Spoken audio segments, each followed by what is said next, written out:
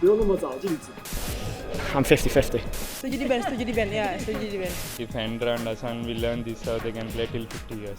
I have this image of Hendra and Arslan when they're 80 with a Zimmer frame doing the spin serve. He was being a little sarcastic, but we know what he means, and it's a subject that is dominating the world of badminton at the moment, the spin serve. Steen Pedersen's here. You'll know the voice, of course, for many, many years. Steen, just explain why this is so controversial and why it's all kind of blown up in the last couple of weeks. Yeah, in 1982, the CDEC serve was banned, and this is in many ways the same as the CDEC serve that was banned.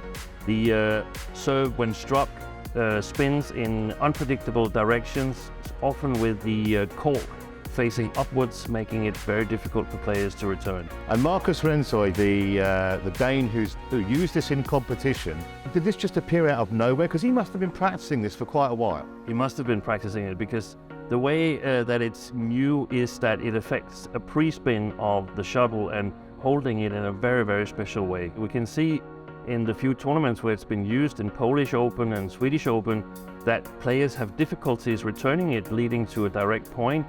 So it would definitely need the players to practice returning this kind of spinning serve. Well, difficult maybe to return, but how difficult is it to actually learn the art of delivering the spin serve? We asked Marvin Seidel, European men's doubles champions, at a go, and then we're going to hear from the man at the centre of this whole controversy, Marcus Rensøy.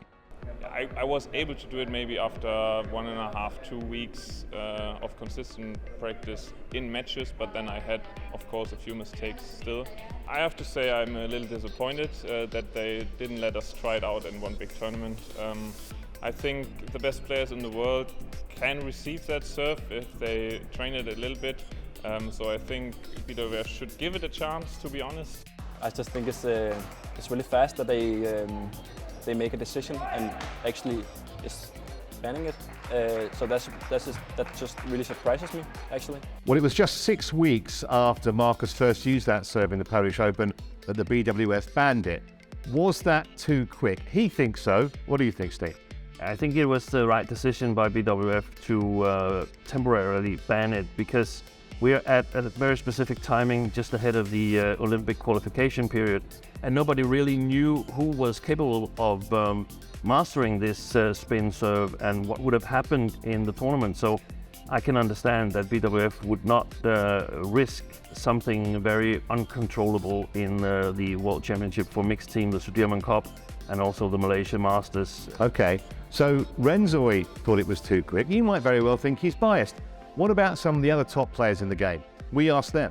不用那么早静止，我觉得，因为这是一个新闻，就是有一点扼杀大家的创意，因为大家就好不容易不愿意等大家说，真的是发现说大家都没法应付这种球的时候，再去做一些球。It's a really good innovative, but I would say these spins will, I would say, damage the game. I mean, even I would say if Hendra and Hassan will learn this, they can play till 50 years. I mean, badminton's not broke, is it? It's good as it is. It's not that difficult to do.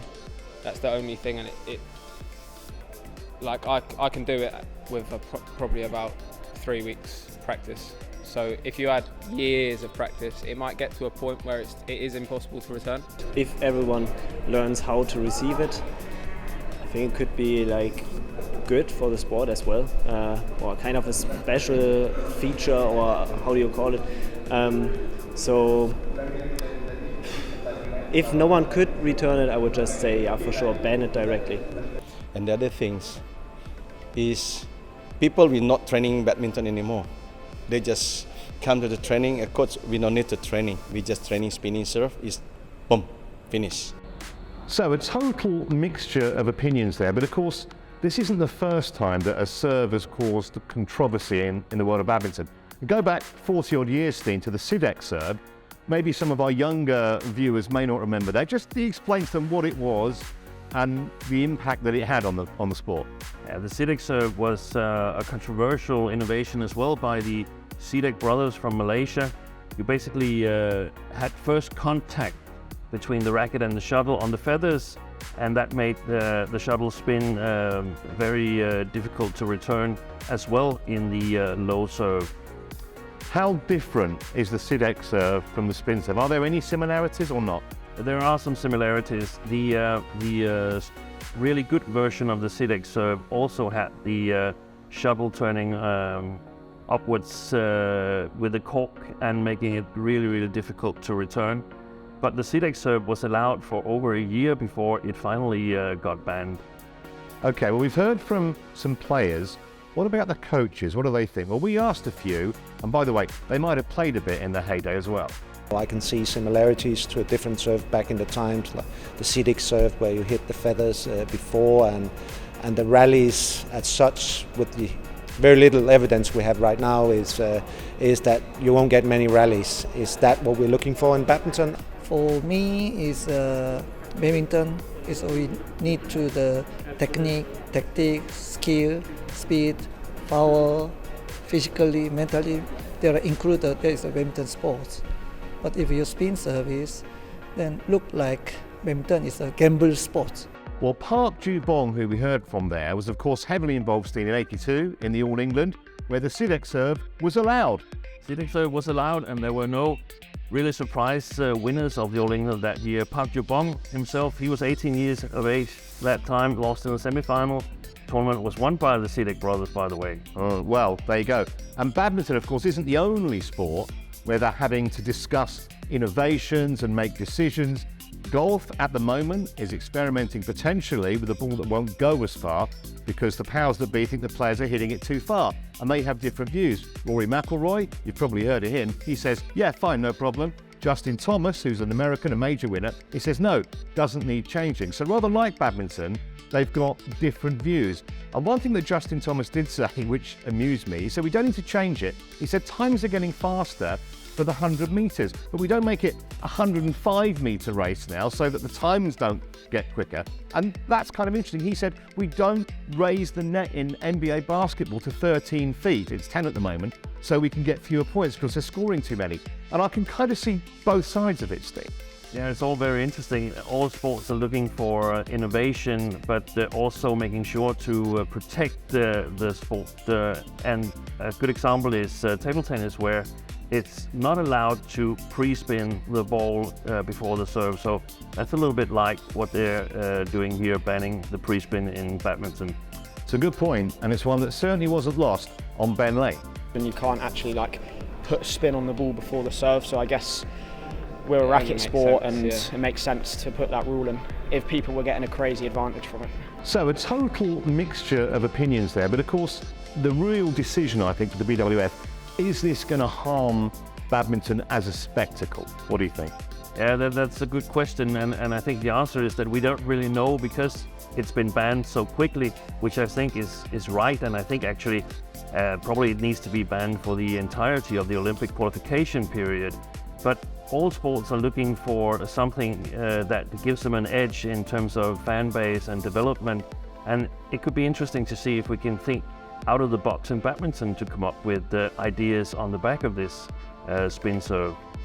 Well, we've been canvassing some more players about their views, and what's really heartening is they think the fans are right in the middle of this debate. Jadi sebenarnya sih yang bikin menariknya itu bukan di servis ya sebenarnya. Jadi mungkin teknik-teknik yang mungkin kayak mukul di sini lah, mukul di bawah, mungkin ya yang kayak gitu-gitu, karena kan kita tuh sudah bisa terbiasa gitu daripada servis yang itu tuh susah banget. Servis biasanya susah, gimana servis kayak gitu loh. I think if is it positive for the sport and all the fans love it, why not? But it depends on how the fans want we play. Badminton can grow more and grow quicker, then why not? But I think it's growing at a pretty fast rate over the last 10 years, but yeah, I'm all for new ways to play if it makes the game better. Well, interesting thoughts there. I mean, you know when you were a kid and you did chemistry and the teacher said, right, I need your conclusion. You had to write a definite conclusion. This isn't black or white though, Steen, is it? What do you think? Should it be banned? Should it not? I think it's good with a temporary ban. I think it should last until the end of the 2024 Olympics in Paris, but then I would like to see where this spin serve could take us. Players have had time, they know that it's going to be a possibility after 2024, and that would be really interesting, in my opinion, to see where that would take badminton. I'm with you. I'd love to see it, but it really has to be post-Paris. Well, that's what we think. What about you? Do let us know what your opinions are on this huge topic in the sport of badminton.